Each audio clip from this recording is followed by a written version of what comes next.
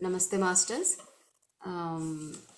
క్షణం క్షణం అనుభవైక జ్ఞానం జోడన్ రచించిన, తెలుగులోకి ఎం స్వర్ణలత గారు అనువదించిన మరణం మధురం తర్వాతి భాగానికి స్వాగతం. ఈరోజు మనం ఒక కొత్త చాప్టర్ స్టార్ట్ చేసుకోబోతున్నాము. దీని పేరు ప్రేమ. 6వ చాప్టర్ పేరు ప్రేమ.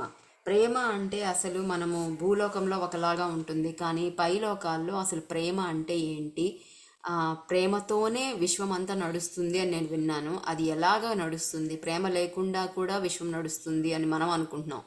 కానీ అసలు ప్రేమ అంటే ఏంటి అనేది అసలైన దాని రూపాన్ని తెలుసుకుందాం. ప్రేమ అనేది ఒక ప్రదేశం, ఒక ప్రాంతం, చైతన్యం అక్కడ నివసిస్తుంది. అది ఒక భావం లేదా స్థితి లేక ఒక విధమైన అనుభవం కాదు. అది ఆలోచన సర్వస్వపు సకల జ్ఞానపు సర్వసత్యపు ప్రాంతం. అది సౌందర్య సారం. మనం సౌందర్యాన్ని గుర్తించేటట్లు చేయగలిగి సౌందర్యపు ఉనికిలో ప్రేమను తెలుసుకునేటట్లు చేస్తుంది. కాబట్టి అది ఒక ప్రదేశము, చైతన్యము, సౌందర్యము, జ్ఞానము, సర్వపు ఆలోచన, సత్యము అన్నీ చెప్తున్నారు అన్నమాట. అంతా కూడా అక్కడే ఉంది, ప్రేమలోనే ఉంది అని చెప్తున్నారు. ప్రేమ అంటే చేరడం, అది చూసి తెలుసుకునే చర్య, కొంతకాలానికి తాను ప్రేమించిన వారిగానే మారిపోవటం. ప్రేమ అనేది నిర్మలంగా చెంది ఉండే ప్రాంతం. అక్కడ మనం ఒకరిలో ఒకరు ప్రవేశించి అంతిమంగా సర్వస్వంలో చేరుతాము. ప్రేమ ఒకానొక వస్తువు, విషయం కాదు. అది ఒక ప్రేమికుడు లేదా ప్రేమ స్వీకరించేది కూడా కాదు. అది వారు ఒకే విధమైన ఎరుకతో, అదే జ్ఞాపకంతో, ఒకే సత్యంతో కలిసి జీవించే ప్రాంతం. కాబట్టి ప్రేమ అనేది ఏమంటున్నారంటే ఒకటి ఒక చూసి తెలుసుకొని చేసే చర్య. తెలుసుకొని ప్రేమ అనేది ఎలా ప్రేమ అనే దాని గురించి తెలుసుకొని మనము చెయ్యగలం అన్నమాట. ప్రేమని అనుభవించగలము, ప్రేమని ఇవ్వగలము. అంతేకాదు, మనం ఎవరినైతే ప్రేమిస్తామో వారిలాగా మనం మారిపోతామంట. వారిని అంతగా ప్రేమించి వారిలాగా మారిపోతాం. ఉదాహరణకి మనం గురువుని ప్రేమిస్తాము. ప్రతి క్షణం కూడా గురువు చెప్పిన మాటలు మనకి వినిపిస్తూ ఉంటాయి. గురువు సాంగత్యంలో ఉండాలని శిష్యుడు తహతహలాడిపోతూ ఉంటాడు. ఎప్పుడు ఎప్పుడు ఎప్పుడు నా గురువు నుంచి పిలుపు వస్తుంది అనేసి ఎదురు చూస్తూ ఉంటాడు. అంటే అత్యంతమైన అమితమైన ఆ ప్రేమ, ఆ తాపత్రయం ఏదైతే ఉంటుందో, ఆ ప్రేమ ఉంటుందో, కొన్నాళ్లకి ఆ గురువు సాంగత్యంలో ఉండి శుశ్రూష చేసి ఆ శిష్యుడు కూడా గురువులాగా మారిపోతాడు కదా. గురువు ఏం చెప్తాడో అవన్నీ శిష్యుడు పాటిస్తాడు. గురువు యొక్క ఆచరణలు, ఆలోచనలు సమస్తం ఇతనిగా వచ్చేసి చివరికి ఈయన కూడా గురువు తర్వాత గురువు అనమాట. ఆ గురువు ఎలా ఉంటారో దానికి తగ్గట్టు ఈయన కూడా అలా తయారైపోతారు. అందుకే తనకి ఎంతగానో ప్రేమించి తనని ఎంతో బాగా చూసుకునే శిష్యుడిని తన తర్వాత పరంపరగా గురువు ఎన్నుకుంటాడు. అట్లాగా ఎంతగానో ప్రేమించి వాళ్ళలాగా మారిపోతామన్నమాట. ఆ ప్రేమలో ఒక నిర్మలత్వం ఉంటుంది. ఏదో కావాలని కోరుకోవడం అది కాదనమాట. ఒకరిలో ఒకరు ఆ ప్రేమతత్వంతో ఒకరిలో ఒకరు కలిసిపోతారు. ఇంకా నువ్వు వేరు నేను వేరు అనే భావన ఉండదు. ఒకరిలో ఒకరు కలిసిపోయి చివరికి సర్వస్వంలో చేరిపోతారనమాట. అది శరీరం ఉండని ఉండకపోని అది కాదు. అక్కడ ప్రేమతత్వంతో సర్వం మనం శరణాగతి చెందుతామన్నమాట. అదొక భావన కదా, అదొక తత్వము, ఒక చర్య అని చెప్పారు కదా. సో ఇవంతా కూడా మనము ఆ సర్వస్వంలోకి అనుసంధానం అవ్వడానికి ఒక ప్రేమ. ప్రస్తుతం ఒక వ్యక్తి మీద ప్రేమగా ఉంటుంది, కానీ అది మొత్తం మనము విశ్వంతో అనుసంధానం అవ్వడానికి ఒక చర్య అన్నమాట. అది ఒక ఎరుక, జ్ఞాపకం, ఒకే సత్యంతో కలిసి జీవించడం. సత్యం అంత చోట్ల ఒకటే కదా, ఎరుక అంత చోట్ల ఒకటే కదా. సో దానితో కలిసి జీవించడం అనేది ప్రేమ అనమాట. ఒక వ్యక్తి కాదు, ప్రేమని తీసుకోవడము స్వీకరించేది కూడా కాదు అని చెప్పారు. ఎరుకతో ఉండడం. నేను గనక తప్పు చెప్పుంటే ఇందాక నేను మన్నించండి. నాకు ఇప్పుడు ఇంకా పూర్తిగా అర్థమవుతుంది. ప్రేమ అంటే మనం సత్యంతో ఉండడం, విశ్వంతో అనుసంధానమై ఉండడం అని నేను అర్థం చేసుకుంటున్నా. ఎరుకతో ఉండడం.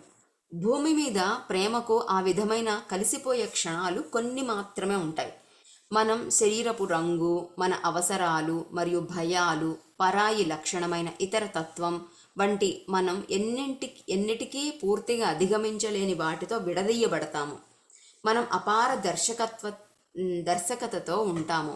సర్వాత్మ లోకంలో వలె ఇతరుల ప్రేమను, శక్తిని పూర్తిగా లోనికి రానివ్వము.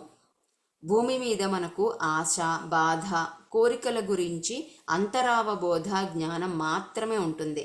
హృదయ స్పందనలోన కొట్టుకునే గుండె వలె. అంటే భూమి మీద మనం దేన్ని ప్రేమిస్తాము? భౌతికమైన కోరికలు, ఆశలు, బాధలు, వీటితో ఉంటాం అనమాట. ప్రేమించడం అంటే మనం ఇక్కడ వేరే మాట వాడితే మనకు క్లియర్గా అర్థమవుతుంది అనుకుంటా. అనుసంధానమై ఉండడం అనమాట. మన ఆలోచనలన్నీ కూడా ఇక్కడ భౌతికమైన కోరికలు, వ్యక్తులు, మన బాధలు, వీటితో ఉంటాం. మన మనసంతా ఎప్పుడు అక్కడ ఉంటుంది. మన భయాలు, ఇతర తత్వం అంటే వారిని మనల్ని సపరేట్ చేసి వేరు చేసి మాట్లాడుకోవడము. వారు నల్లవాళ్ళు, వీళ్ళు తెల్లవాళ్ళు, నేను తెల్లగలేను, ఇట్లాంటి భావనలు అనమాట. భయాలు, అమ్మో అదంటే భయం అంటే దాన్ని నేను కలిసి ఉండలేదు. ఒక పాము అంటే నాకు భయం అంటే పాము వేరు నేను వేరు అనే తత్వంతో ఉన్నాను. ఆ ప్రేమ తత్వంతో ఎప్పుడైతే ఉంటామో అది దాన్ని మనం సపరేట్గా చెయ్యమన్నమాట. అంతే కదా, పెద్ద పెద్ద సాధన చేసిన మాస్టర్స్ వాళ్ళందరూ కూడా వాళ్ళ క్రూర జంతువులు కూడా వాళ్ళ దగ్గరికి వచ్చి అలాగా ఉండిపోతాయి. ఇవి ఎంతోమంది దగ్గర మనం విన్నాము. కాబట్టి ప్రేమతత్వంతో అమితమైన ఆ ఏకత్వ భావనలో, ప్రేమతత్వంలో ఉంటే మనము ఇంకా సర్వాత్మ లోకంలో ఉండే అంత ప్రేమను గనక మనం ఉంటే గనక ఇక్కడ ఈ బాధలు ఇవన్నీ ఉండవు. భూమి మీద అలా ఉండదు పూర్తిగా. అసలు ఆ సర్వాత్మ ప్రేమను, ఆ శక్తిని మనం అసలు దగ్గరికి కూడా రానివ్వమంట, లోపలికి రానివ్వము. ఎప్పుడు బాధలు దాని గురించి ఎప్పుడైతే మన ఆలోచన రహిత స్థితిలో ఉంటుందో మనకి శక్తి, చైతన్యము పైనుంచి వస్తుంది. లేదు ఎప్పుడు మన ఆలోచనలు, బాధలు, దుఃఖాలు, కోరికలతో ఉంటామో అప్పుడు ఆ పైనుంచి ఆ ప్రేమని మనం అందుకునే శక్తితో అందుకోలేమన్నమాట. ఆ జ్ఞానం మనలోకి రాదు. సర్వాత్మలోకంలో ప్రేమ ఆ కలిసిపోయే ప్రదేశంలో తెలుసుకోవడం మరియు చెంది ఉండడం, ఛాయలాగా జీవించడం, మన లోపల మసకబారిన ఉనికి వలె ఉంటుంది. ఆ నీడ ఇక్కడ భూమి మీద మన ఒంటరితనపు మూలం. సర్వాత్మ ప్రేమను చాలా వరకు మరచిపోయాము కనుక భూమి మీద ప్రేమ అంతం లేని ఆతృతగా ఉంటుంది. ఓకే, సర్వాత్మలోకంలో ప్రేమ ఎలా ఉంటుంది? అది కలిసిపోతుంది అనమాట. అది సపరేట్గా ఏమి ఉండదు. మనలోనే మన జీవం అంతా కూడా ప్రేమతత్వంతోనే మనం జీవిస్తాం పైలోకంలో కూడా. అదేంటంటే ప్రేమని తెలుసుకోవడము, ప్రేమని చెంది ఉండడము, ఇది ఆ లోకంలో భాగంగా ఉంటుంది. మనతోనే ఉంటుంది, ఒక నీడలాగా మనతోనే ఉంటుంది. దాంతోనే మనం జీవిస్తాము. కొత్తగా ఈ వ్యక్తిని ప్రేమిస్తాను, ఈ వ్యక్తిని ప్రేమించను అనేది ఉండదన్నమాట. అసలు మొత్తం ప్రేమనే ఉంటుంది అక్కడ. అంత ప్రేమ భావనలే ఉంటాయి అక్కడ. ప్రేమతోనే జీవిస్తారు, ప్రేమతోనే తయారు చేయబడి ఉంటారు. కానీ భూమి మీద మనం ఎట్లా అంటే ఇతరులతో అంటే ఈ సర్వాత్మతో, సత్యంతో అనుసంధానమై ఉండము. కాబట్టి ఒంటరితనంతో ఉంటాం అనమాట. ఈ పైన లోకంలో, సర్వాత్మ లోకంలో మనము పూర్వజన్మకి ఈ జన్మకి మధ్యలో పైకి వెళ్ళి ఉంటాము. ఆ పైన ఆ ప్రేమతత్వాన్ని మనం అనుభవించాము. కానీ మళ్ళీ కిందికి వచ్చేసరికి మాయలో పడి ఆ సర్వాత్మ ప్రేమని మర్చిపోయి ఎలా ఉంటుంది మనకు ప్రేమ అనేది ఎప్పుడు కూడా ఒక ఆతృతత. ఎలా అంటే ఎదురు చూస్తూ ఉంటాం అనమాట ప్రేమ కోసం. ప్రతి ఆత్మ కూడా నిజమైన సత్య ప్రేమ కోసం తపించిపోతూ ఉంటుంది అనమాట. ఆ భగవంతుడిలో ఐక్యం అవ్వడం కోసం తపించిపోతూ ఉంటుంది. కానీ పైలోకాల్లో భగవంతుడు అనేది మొత్తం ప్రేమతత్వమై ఉంటుంది, మనతోనే ఉంటుంది. సత్యమే ప్రేమ అని చెప్పారు కదా. కాబట్టి అది వేరు, మనం వేరుగా ఉండం. అక్కడ ఆ ప్రేమలోనే మునిగిపోయి ఉంటాం, ఒక మత్తులో ఉంటాము. కానీ ఇక్కడ అలా ఉండము. మనం ప్రేమని కోసం ఎదురు చూడాలన్నమాట. ఎందుకంటే ప్రేమని రానివ్వం కాబట్టి. మన భూ శరీరం చాలా తక్కువ ప్రేమను నిలిపి ఉంచుకోగలదు. మనం దాని గురించి భయపడతాము, దాని పట్ల మనం మొద్దుబారుతాము, దానిని మనం ఉద్రేకంగాను లేక విడుదలగాను మారుస్తాము. లేకపోతే మనం దానిని పవిత్రమైనది, తాకకూడనిదిగా చేస్తాము. దానితో అది ఎంతో నిర్మలంగా ఊపిరి బిగబట్టినట్లుగా మారుతుందే తప్ప నివాస ప్రదేశంగా కాదు. ఇది మన తప్పు కాదు. మనం సర్వాత్మలో ప్రేమ ఏ విధంగా ఉంటుందో అన్నదాన్ని మందమైన ప్రతిధ్వనిని అత్యల్ప క్షణాలు మాత్రమే అనుభూతి చెందగలము. ఇక్కడ భూమి మీద మనం ఏంటి ఆ పైలోకాల దేవులు మనం అనుభవించినది మర్చిపోయాం కాబట్టి ఇక్కడ మనం ఏంటంటే ఒక భూమి చాలా ప్రేమని అంతటి ప్రేమని ఇక్కడ నిలిపి ఉంచుకోలేదంట. కాబట్టి మనం దాని గురించి భయపడతాం. మనం ప్రేమ అంటే ఒక భయం అన్నమాట. ఒక మొద్దుబారిపోతున్నాం. అసలు దాన్ని ఎప్పుడు కూడా మనం చాలా అత్యల్ప క్షణాలు మాత్రం అనుభవించగలం అనమాట భూమి మీద ఉండి. అంటే ఒక తల్లి ఒక బిడ్డకి పాలిస్తూ లోపల హృదయం కరిగి ఆ బిడ్డని ప్రేమగా నిమురుతూ ఉండేటప్పుడు ఇంకా మిగతావేది కనిపించదు. ప్రపంచంలో ఇంకేవీ తెలియదు, తనకి ఏ ఆలోచన ఉండదు. కేవలం తన బిడ్డ మీద ప్రేమ. అసలు తనని కూడా మర్చిపోయి మర్చిపోయి ఆ బిడ్డ మీద ప్రేమ కురిపిస్తుంది అన్నమాట. అప్పుడు అటువంటి ఆ తల్లి ఆ పాలు అనేది ఆ ప్రేమతో కలిసి అమృతం అయిపోతుంది ఆ బిడ్డకి. సో అది చాలా అత్యల్ప క్షణాలు ఉంటుంది. ఈ లోపల మళ్ళీ మనసు ఎక్కడికో వెళ్ళిపోతుంది. ఆమె ఆ బిడ్డ మీద నుంచి ఆ శ్రద్ధ కాస్త ఇంకెక్కడికో వెళ్ళిపోతుంది. అట్లాగే ఇద్దరు ప్రేమికులు ఉన్నా కూడా, లేదంటే భార్యాభర్తలు ఎవరైనా సరే, ఆ ప్రేమ అనే తత్వము చాలా అత్యల్ప క్షణాలు మాత్రమే మనం అనుభవించగలుగుతాము భూమి మీద. ఎక్కువసేపు ఉండదన్నమాట మాయ ఉండడం వల్ల. ఇంకోటి ఏం చేస్తామంటే దాన్ని ఆ ప్రేమ అనేదాన్ని ఇప్పుడు యవ్వనంలో ఉండేవాళ్ళు ఆ ప్రేమ తత్వాన్ని ఇంకా ప్రపంచమంతా వాళ్ళకి ఆ ప్రియులే కనిపిస్తూ ఉంటారు. ఆ సమయంలో వాళ్ళు అనుభవిస్తారు. కానీ కొంత వయసు వచ్చిన తర్వాత మళ్ళీ ఆ తత్వం అనేది పోతుంది. అంతేకాదు ఆ ప్రేమ యవ్వనంలో ఉండి ప్రేమతత్వాన్ని అనుభవిస్తున్న వాళ్ళని పరాయి వాళ్ళు ఎవరైనా చూస్తే కూడా వాళ్ళు ఆ ప్రేమతత్వాన్ని భావించలేరు, ఒప్పుకోరు. ఇదేమంత గొప్ప విషయం అని దాన్ని ఇది చేయరమంట. అదొక ఉద్రేకము, ఆ వయసులో అంతే అనేసి దాన్ని వదిలిపెట్టేస్తారన్నమాట. అంతేకాదు నిజమైన ప్రేమ అనేది అసలు మనకు సంబంధించింది కాదు. ఎప్పుడైనా ఒక గురువు అమితంగా మన మీద ప్రేమ కురిపిస్తే మనం ఆ ప్రేమలో కరిగిపోయి కన్నీళ్ళు అయిపోతాం. కానీ ఇదే ప్రేమతత్వాన్ని నేను అనుభూతి చెందిన దాన్ని నేనే అందించాలనో లేదా నేను ప్రేమగా మారిపోవాలనే భావన మనకి కలగదనమాట. అసలు అది చాలా పవిత్రమైనది, అది గురువులకే చెందుతుంది, మనది కాదు అన్నట్టు కూడా మనం దాన్ని దగ్గరికి రానివ్వమన్నమాట. అంతేకాదు ఎంతో నిర్మలంగా దాన్ని ఎంతగా అంటే మనలోనికి తీసుకురాము. కాబట్టి ఎప్పుడైనా దాన్ని అనుభూతి చెందేటప్పుడు లేదంటే దాని గురించి మాట్లాడేటప్పుడు అది ఎంత అంటే అదొక చాలా కట్టుదిట్టమైనదిగా దాన్ని తాకలేము, అనుభూతి చెందలేము అన్నంతగా దాన్ని ఊపిరి బిగబట్టినట్లుగా ఉంటుంది తప్పితే అది అందరూ హ్యాపీగా నివసించే ఒక ప్రదేశం లాగా మాత్రం ఉండదు అంట. ఎందుకంటే అది మన తప్పు కాదు, మనం మర్చిపోయాం దాన్ని. భూమి మీద ఇవన్నీ సాధ్యం కాదు. కాబట్టి ప్రేమ యొక్క పరిణామం, ఇందుకోసమే మనం ఇక్కడ ఉన్నాము. ప్రేమను కనుగొనడం కోసం ఆ దివ్యత్వం, ఆ సంపూర్ణత్వం, సర్వస్వం ఒకానొక అభేదమైన చైతన్యంగా ఉన్నప్పుడు ప్రేమించలేదు. ఎందుకంటే ప్రేమ అనేది ద్వంద్వత్వం అవసరమైన ఒకానొక అనుభవం. అది రెండు లేక అంతకంటే ఎక్కువ చైతన్యాల కూడలిలో సంభవిస్తుంది.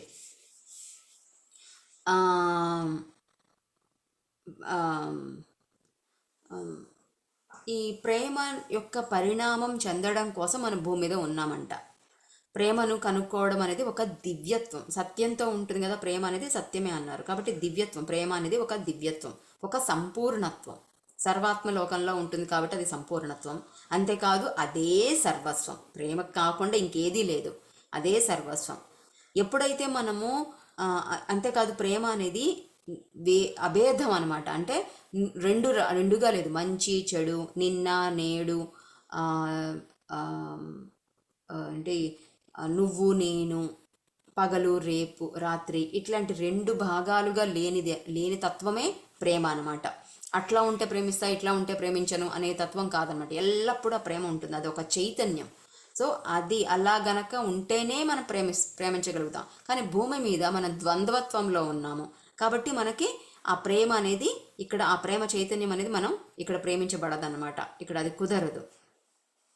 అది రెండు లేక అంతకంటే ఎక్కువ చైతన్యాల కూడలిలో జరుగుతుంది కాబట్టి ఆ ప్రేమ అనేది మనం ఇక్కడ అనుభవించలేము. ఎప్పుడు ఎప్పుడు అనుభవించగలము? అది అంతా కలిసిపోయి ఒకటిగా ఉన్నప్పుడు మనం అనుభవించగలుగుతాం. కనుక ఆ దివ్యత్వం భావాలుగా విడిపడాలి. ఊర్ధ్వాత్మలు ఎరుక కలిగిన చైతన్యాలుగా విడిపడి ప్రేమను అనుభూతి చెందాలి. కానీ అక్కడ ఒక సమస్య ఉంది. సర్వాత్మలోకంలో ప్రేమకు స్వయం చాలకత్వం ఉంది. చైతన్యాలు విడిపడినప్పటికీ ఒకటిగా కలిసిపోవడం వలన అది సంభవిస్తుంది. ఆ ప్రేమ నకిలీది కాదు, ఎంపిక చేసుకున్నది లేదా సృష్టించబడినది. ఎందుకంటే అందరూ ఒక్కటే. అనుభవం ప్రేమను అవసరమైనదిగా, నిత్యమైనదిగా మరియు ఎంపిక చేసుకోబడినదిగా మారుస్తుంది. గాఢ సంతృప్తిని కలిగిస్తూ అత్యంత సౌందర్యభరితమై ఆశీపూర్వకమైనప్పటికీ ఈ సృష్టించబడని, ఎంపిక చేసుకోబడని ప్రేమ అసంపూర్ణం.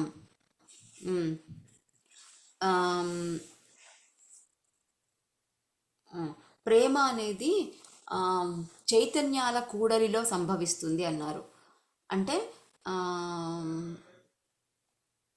ఇప్పుడు ఇద్దరు వ్యక్తులు కాదు, ఇద్దరు చైతన్యాలు. చైతన్యం ఎప్పుడు కూడా సత్యంతో కూడుకొని ఉంటుంది, సత్యమై నిత్యమై ఉంటుంది, సర్వాత్మలోకంతో అనుసంధానమై ఉంటుంది చైతన్యం అనేది. మన చైతన్యం కూడా అంతే. సో ఆ రెండు మూడు చైతన్యాలు, రెండు లేదా అంతకంటే ఎక్కువ చైతన్యాలు ఒకచోట కూడినప్పుడు అది ప్రేమతత్వమై ఉంటుంది. కానీ సర్వాత్మలోకంలో అవన్నీ సర్వాత్మ అనే ఒక అద్భుతమైన చైతన్యం నుంచి ఇవి విడిపోతాయి. దివ్యమైన చైతన్యాలన్నీ విడిపోతాయి. విడిపోయినా కూడా ఇవి వేరువేరుగా ఉన్నా కూడా అవన్నీ కూడా మళ్ళీ అందరూ ఒక్కటే అనే భావనలో ఉంటాయన్నమాట ఆ పైన చైతన్యాల ఆత్మలంతా కూడా. కాబట్టి అక్కడ ప్రేమ సంభవిస్తుంది. కానీ భూమి మీద మనం అందరము విడిపోయాము, పూర్తిగా విడిపోయాం. నువ్వు వేరు నేను వేరు అన్న భావనలోకి వెళ్ళిపోయాం. కాబట్టి ఇక్కడ అనేది ఆ ప్రేమ కలిగించదనమాట. ప్రేమ అనేది మనం అనుభూతి చెందలేము, అసంపూర్ణంగా ఉంటుందన్నమాట.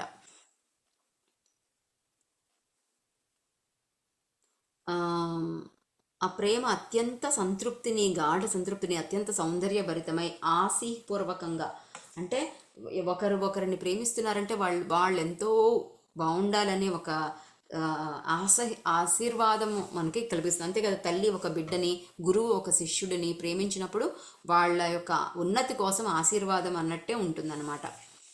అలా లేని ప్రేమ అనేది అసంపూర్ణము అని చెప్తున్నారు.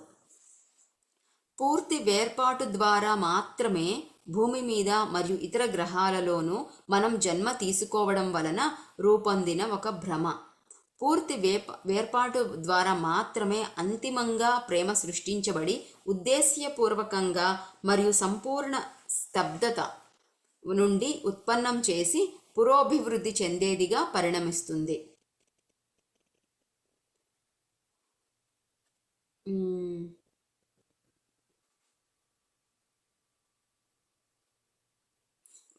భూమి మరియు ఇతర గ్రహాలలో జన్మ తీసుకోవడం వలన రూపొందించిన ఒక భ్రమ పూర్తి భూమి లేదా ఇతర గ్రహాల్లో పూర్తి వేర్పాటు మాత్రమే ఉంటుందన్నమాట. అప్పుడు అసంపూర్ణంగా ఉంటుంది, కేవలం ఉండాలని ఉంటుంది. అంతేకాదు అది ఆ ప్రేమ వలననే పురోభివృద్ధి అనేది సంభవిస్తుంది అన్నమాట. అంతే కదా, ఒకదాని మీద మనం ప్రేమ చూపించినప్పుడే, ఆ ప్రేమతత్వంతో ఉన్నప్పుడే మనకి ఆధ్యాత్మిక ఎదుగుదల అనేది ఉంటుంది. ద్వేషించడము దానివల్ల ఉండదు కదా. కాబట్టి ఆ పురోభివృద్ధి అనేది భూమి మీద ఇతరుల గ్రహాల మీద ప్రేమ పురోభివృద్ధి కోసం ఉపయోగపడుతుంది. ఇక్కడ మన ప్రయాణం మరియు ఈ ప్రదేశంలో మన ఆత్మలు అనుభవించే ఒంటరితనం ప్రేమ పరిణామానికి అవసరం. ఇక్కడ మన ప్రయాణం మరియు ఈ ప్రదేశంలో మన ఆత్మలు అనుభవించే ఒంటరితనం ప్రేమ పరిణామానికి అవసరం. దివ్యత్వం మన వలనే ప్రేమలో తన జ్ఞానాన్ని పెంపొందించుకుంటుంది. భూమి మీద చైతన్యపు పథం స్వార్థపరత్వం నుండి సమూహానికి, అక్కడ నుండి ఏకత్వానికి మరలుతుంది. ఇదంతా ఉద్దేశ్యపూర్వకమైన ప్రేమతో ఆజ్యం పోయబడినదే. సో దివ్యత్వం అనేది కూడా ఓ, సో ఈ ప్రేమ యొక్క పరిణామం గురించి చదువుకుంటున్నాం కదా. ఈ భూమి మీద మనము ఈ ఆత్మలన్నీ కూడా ఒంటరితనంగా భావిస్తుంటాయి. అంటే ఒంటరితనం ఫీల్ అవ్వడం గురించి కాదు ఇక్కడ. నేను ఒక్కడని, నేను ఒక్కదాన్నే, నేను నా అనే ఒక అహంతో ఉంటాం కదా. ఆ ఒంటరి ప్రయాణము ఈ ఆ, ఏదైతే చేస్తుందో ఆత్మ, దానికోసమే ఈ ప్రేమ అనమాట. ప్రేమ పరిణామం చెందడం కోసమే ఇక్కడ ఉంటుందన్నమాట. అంటే ఆత్మలు ఉన్నతంగా ఎదగడానికి ప్రేమ సహకరిస్తుంది. దివ్యత్వం కూడా ప్రేమలోనే తన జ్ఞానాన్ని పెంపొందించుకుంటూ ఉంటుందంట. ప్రేమించడం ద్వారానే జ్ఞానాన్ని పెంపొందించుకుంటుంది. అంతేకాదు భూమి మీద స్వార్థం అనేది ఒకటి ఉంటుంది కదా. ఆ స్వార్థం నుంచి, అంటే నేను అనే దగ్గర నుంచి సమూహానికి, అంటే అందరము, మనము అనే భావన, అందరము అనే భావన దగ్గరికి తీసుకెళ్తుంది.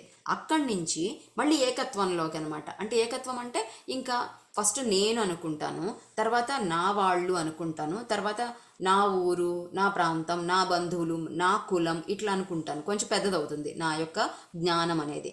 ఆ తర్వాత ఏమవుతుంది, అక్కడి నుంచి మేమందరము ఒక్కటే అనే ఏకత్వంలోకి వెళ్తుందన్నమాట.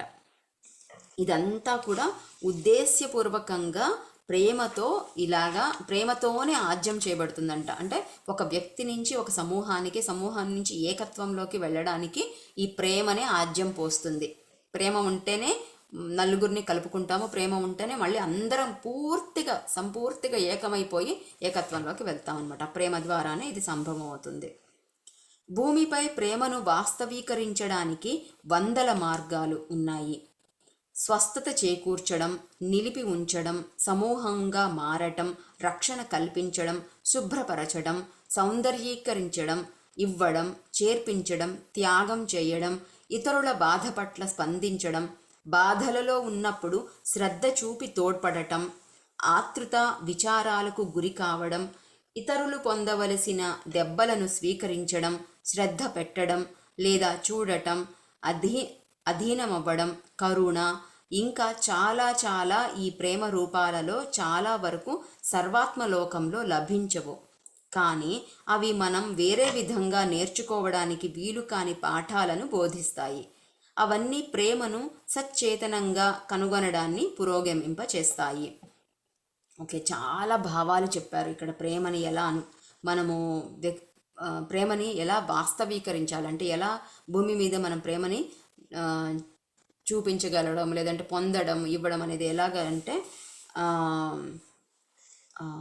అన్నీ ఇవ్వడం, రక్షణ కల్పించడం, సమూహంగా కలిపి ఉంచడం, మనందరం ఒకటి అనే ఒక సమూహంగా నిలిపి ఉంచడం, స్వస్థత చేకూర్చడం, శుభ్రపరచడం, సౌందర్యీకరించడం, ఇవ్వడం, చేర్పించడం, త్యాగం చేయడం, ఇతరుల బాధని మనం స్పందించడం, బాధలలో ఉన్నప్పుడు శ్రద్ధ చూపి తోడ్పడటం, ఆతృత విచారాలకు గురి కావడం, ఇతరులు పొందవలసిన దెబ్బలను స్వీకరించడం, శ్రద్ధ పెట్టడం లేదా చూడటం, అధీనమవ్వడం అంటే సరెండర్ అనమాట. పూర్తిగా వాళ్ళకి అధీనమైపోవడం, కరుణ, ఇవన్నీ కూడా ఇంకా ఇంకా చాలా చాలా రూపాలు కూడా ప్రేమ అనేది చూపించగలము. ఇవన్నీ సర్వాత్మలోకంలో ఉండవు, భూమి మీద మాత్రమే ఉంటుంది. ఎందుకంటే సర్వాత్మలోకంలో అందరూ ఆటోమేటిక్గానే ఆత్మతత్వంలో ఉంటారు, ఏకత్వంలో ఉంటారు. కాబట్టి వాళ్ళకి ఈ భావనలు ఇవన్నీ నేర్పించే అవకాశం ఉండదన్నమాట. మనం మాత్రమే భూమి మీద ఇవన్నీ చేయగలుగుతాము. ఇవన్నీ భూమి మీద మనకి పాఠాలు నేర్పిస్తాయి అన్నమాట. ఇంకెక్కడ వేరే విధంగా నేర్చుకునే అవకాశం అనేది ఉండదు.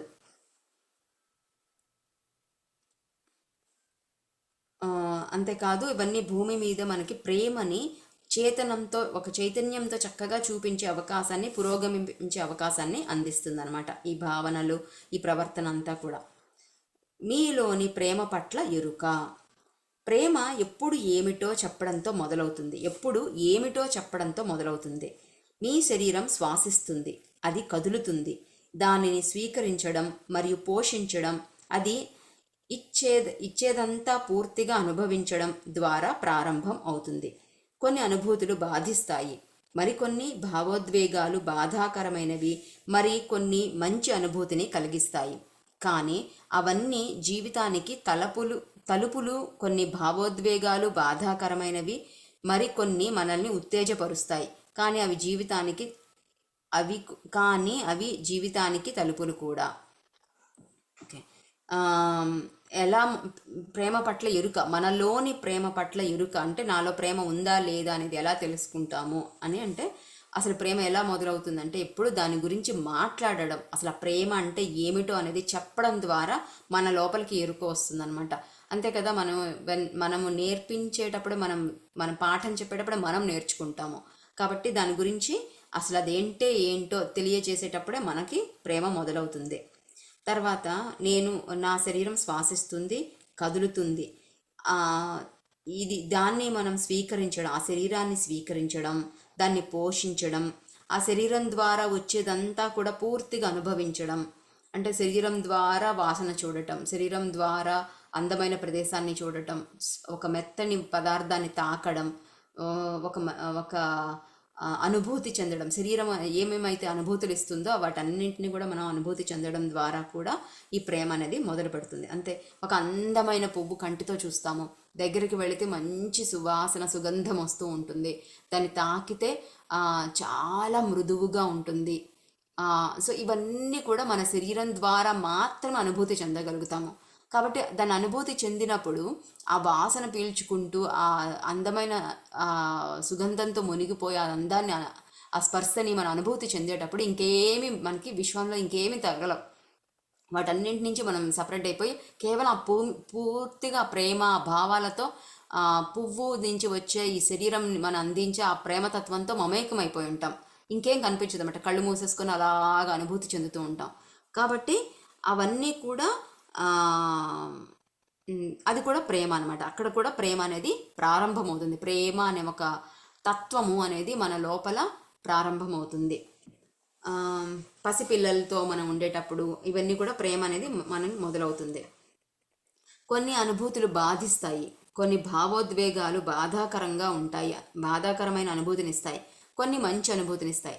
అంతే కదా, ఇప్పుడు నాకు మన పిల్లలు ఉంటారు, మన పిల్లల మీద మనకు అమితమైన ప్రేమ ఉంటుంది.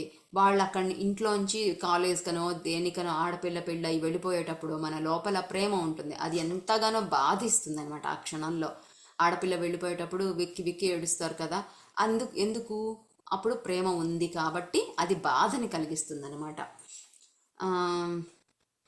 ఇవన్నీ జీవితానికి తలుపులు. ఈ భావోద్వేగాలు బాధాకరమైనవి, మరికొన్ని ఉత్తేజపరుస్తాయి.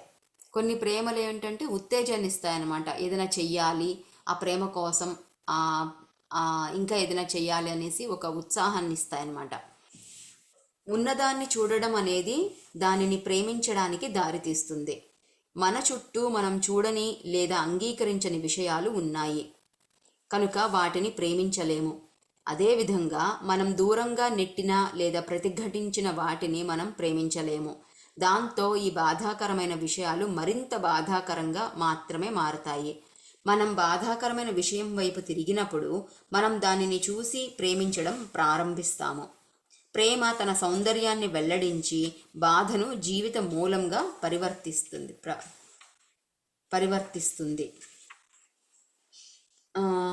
మనము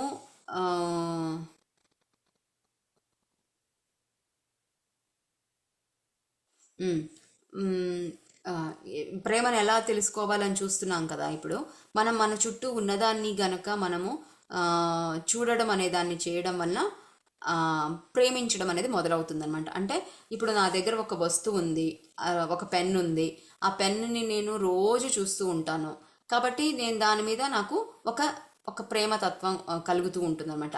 అరే ఇది ఎంత బాగుందనో, లేదా బాగా రాస్తుందనో, ఇది నాది అనో, దాంతో ఇది ఒక భావన ఉంటుందన్నమాట. సో అక్కడ ప్రేమ అనేది వస్తుంది. అదే గనక మనం చూడట్లేదు లేదా అంగీకరించట్లేదు, అలాంటి వాటిని మనం ప్రేమించలేం. అంటే ఎక్కడో అసలు మనకి తెలియని కూడా తెలియదు ఒక వస్తువు ఉందనేసి, కొన్ని వేల మైళ్ళ దూరంలో ఎక్కడో ఎవరింట్లో ఏదో జరుగుతుంది, ఆ వ్యక్తులు మనకు తెలియదు, ఆ వ్యక్తుల ఇంట్లో ఉండే పెన్ను గురించి మనకు తెలియదు, కాబట్టి దాన్ని మనం ప్రేమించమన్నమాట. అంతేకాదు, మనం ఏదైతే అంగీకరించమో ఇది నాది కాదు, నాకు వద్దు, నాకు ఇష్టం లేదు, ఇట్లా ఏదైతే అంటామో అది కూడా ప్రేమని కలిగించలేదు, దాన్ని మనం ప్రేమించలేము. మనం దూరంగా నెట్టేసిన ప్రతిఘటించిన దాన్ని కూడా మనం ప్రేమించలేము. అప్పుడు ఏమవుతుందంటే బాధాకరమైన విషయాలు మరింత బాధాకరంగా మారతాయన్నమాట. ఏదైతే మనం వద్దు అంటామో దాన్ని అసలు అక్కడ ప్రేమ పోయింది అని అర్థం. అప్పుడు ఇంకా ఇంకా ఇంకా ఆ బాధని కలుగుతుంది. ఎందుకంటే ప్రేమ కోసమే మన ఆత్మ ఎదురు చూస్తూ ఉంటుంది. ప్రేమలో మమేకం ఇవ్వాలి ఉంటుంది, ప్రేమని వాస్తవీకరించాలి అని అనుకుంటూ ఉంటుంది. కానీ భౌతికంగా మనం ఎప్పుడైతే వద్దు అంటామో అది కాస్త ప్రేమకి దూరం అవుతుంది అనమాట. ప్రేమ మనం బాధాకరంగా అది అక్కడ ఆ పరిస్థితులు బాధాకరంగా మాత్రమే మారుతాయి అని చెప్పారు. మనం బాధాకరమైన విషయం వైపు తిరిగినప్పుడు మనం దానిని ప్రేమించడం ప్రారంభమిస్తాం. ఓకే, సో ఇప్పుడు ఏంటి, ఒక బాధని కలిగిస్తుంది. సో మనకు కావాల్సింది ఏంటి, ప్రేమ. కాబట్టి మనం ఏం చేయాలంటే ఆ ఏదైతే బాధని కలిగిస్తుందో దాని వైపు మరలాలన్నమాట. దాన్ని గమనించాలి, దాన్ని అర్థం చేసుకోవాలి, దాంట్లో ఉండే సౌందర్యాన్ని తెలుసుకోవాలి. అప్పుడు ఆ ప్రేమ తన సౌందర్యాన్ని వెల్లడించి బాధను జీవిత మూలంగా పరివర్తిస్తుంది. అప్పుడు బాధని మార్చేస్తుంది అన్నమాట. జీవిత మూలం అంటే ఏంటి, ప్రేమ. జీవిత మూలము ప్రేమ, జీవితం అనేది ప్రేమతోనే ఉంటుంది. కాబట్టి బాధ ప్రేమగా మారిపోతుంది అనమాట. ప్రేమ తన సౌందర్యాన్ని చూపిస్తుంది. ప్రేమతో ఉంటే ఎంత ఎంత ఆనందం ఉంటుందో అనేది చూపిస్తుంది అనమాట. ఎప్పుడు మన ఆ బాధాకరమైన విషయాల పట్ల ఆ ప్రతిఘటన వ్యతిరేకత్వం అనేది లేకుండా దాని వైపు మన దృష్టిని మరలిస్తే అప్పుడు మనకి ప్రేమించడం మొదలవుతుంది. ఎలా అయితే మన రోజు చూసే పెన్నుని మనం ప్రేమిస్తామో అట్లాగా. మీ మోకాలులో నొప్పిని మీరు ఎలా ప్రేమిస్తారు? ముందుగా మీరు ఆ నొప్పి నుండి దూరంగా పారిపోకుండా దానిని పరిశీలించడం ద్వారా దానిని తెలుసుకుంటారు. ఆ బాధ మీరు నడకలో, కదలటంలో అనుభూతి చెందిన సౌందర్యాన్ని జ్ఞాపకం చేస్తుంది. అది శరీరం పరిమితమైనది మరియు పెళుసైనది అని జ్ఞాపకం చేస్తుంది. మీ శరీరం అంటే ఇదే. దానిని మీరు విలువైనదిగా చూస్తారు. శరీరం మరింత నెమ్మదిగా, జాగ్రత్తగా కదులుతుంది. ఈ అనుభవం ఎంతో అందంగా కృతజ్ఞతను వ్యక్తీకరించమని గుర్తు చేసేదిగా ఉంటుంది. మామూలుగా మనకి శరీరంలో బాధలు, నొప్పులు వస్తే అది వద్దు అనుకుంటూ ఉంటాం మనం. నాకు ఇది వద్దు, దాంట్లోంచి పారిపోవాలి, ఇది ఎట్లయినా మాత్రలు వేసి తగ్గించేయాలి అలా అనుకుంటాం, ఎందుకంటే మనకి వద్దు కాబట్టి. కానీ ఇందాక పారాగ్రాఫ్లో ఏం చెప్పారు, ఆ ప్రేమని మనం దాని నుంచి దూరంగా పారిపోవడం కాకుండా ప్రేమని అంగీకరించి ప్రేమని చూడమన్నారు, ప్రేమని వైపు తిరగమన్నారు, మన దృష్టి అక్కడ పెట్టమన్నారు. ఎప్పుడైతే మనం అలా పెడతామో, దాన్ని ఎప్పుడైతే పరిశీలిస్తామో, దాని గురించి తెలుసుకుంటామో, మనం ఇంతకుముందు ఎంతో చక్కగా నడిచాం కదా, ఆ అనుభూతులు అవన్నీ కూడా జ్ఞాపకం వస్తాయి. ఆ నడకలో ఉండే సౌందర్యం ఇవంతా కూడా మనకి అనుభూతి చెందుతుంది. అంతేకాదు ఈ శరీరము ఎంతో పవిత్రమైనదని, పరిమితమైనదని, పెళుసైనదనే విషయం తెలుస్తుంది. అంటే చాలా జాగ్రత్తగా చూసుకోవాలనే ఒక ఎరుక వస్తుందన్నమాట. అంతేకాదు ఇంకోటి ఏం చెప్పారు అంటే, ఈ శరీరం నాది అనే భావన కలుగుతుంది. అంటే ఇది ఎక్కడిదో ఎవరిదో ఏదో కాదు, దాని గురించి పట్టించుకోం మనం. ఏదో తిన్నామా, కాస్త వండామో, పడేసామా కడుపులో అన్నట్లుగా ఉంటాం. కానీ ఇప్పుడైతే ప్రేమతత్వంతో ఉంటామో, నా శరీరాన్ని నేను ప్రేమించడం మొదలవుతుందో ఎంతో జాగ్రత్తగా దాన్ని కాపాడుకుంటాను అనమాట. చాలా విలువైనదిగా చూసుకుంటాను.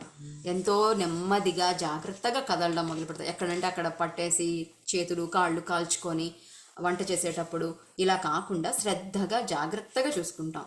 ఆ అనుభవం అనేది ఎంతో అందంగా కృతజ్ఞతని వ్యక్తీకరించమని గుర్తు చేసేదిగా ఉంటుంది. అప్పుడు మన శరీరం ఎప్పుడు మనకి ఆ భావన, ఆ అనుభూతి, మనం ప్రేమగా చూసుకోవడం శరీరాన్ని, అప్పుడు ఒక కృతజ్ఞత భావం అనమాట. మన శరీరం పట్ల కృతజ్ఞత ఇది గుర్తు చేస్తుంది. ఏదైనా కోల్పోయిన బాధను మీరు ఎలా ప్రేమిస్తారు? ముందుగా మీరు దాని వైపు తిరుగుతారు. మీలోకి ఆ అనుభూతిని అనుమతిస్తారు. మీరు బాధలో మునిగిపోరు, కానీ దానిని మీరు గమనిస్తారు. మీ జీవితంలో ఇంకా ఏమీ లేదు అనే అమూల్యతను భావించే వరకు గమనిస్తారు. మీరు దాని పట్ల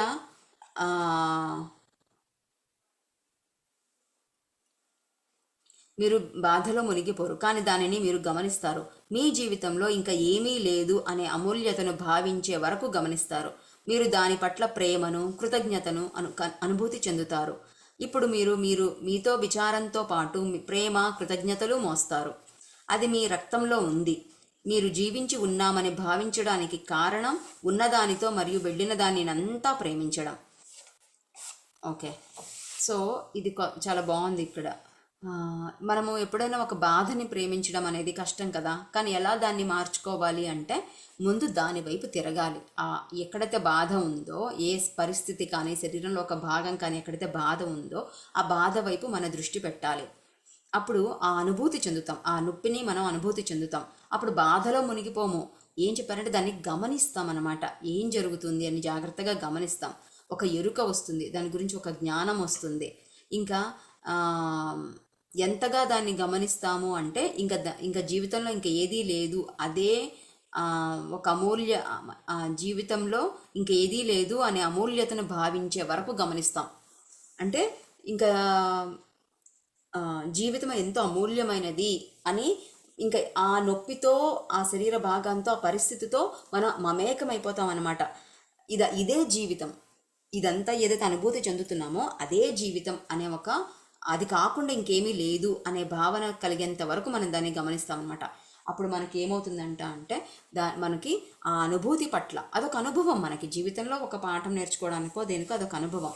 కాబట్టి దాని పట్ల మనకి ప్రేమ, కృతజ్ఞత అనేది మొదలవుతుందన్నమాట. ఎప్పుడైతే మనం ప్రేమ, అప్పటిదాకా విచారం ఉండింది, ఇప్పుడు మనకి ప్రేమ, కృతజ్ఞత కూడా మొదలవుతుంది. ఈ ప్రేమ, కృతజ్ఞతలు ఎక్కడి నుంచో రావు, అది మనలోనే ఉన్నాయి, మన రక్తంలో ఉన్నాయి. అది మనం ఆ ప్రేమ, కృతజ్ఞత అనేది మనం జీవించి ఉన్నామని భావించడానికి కారణం అన్నమాట.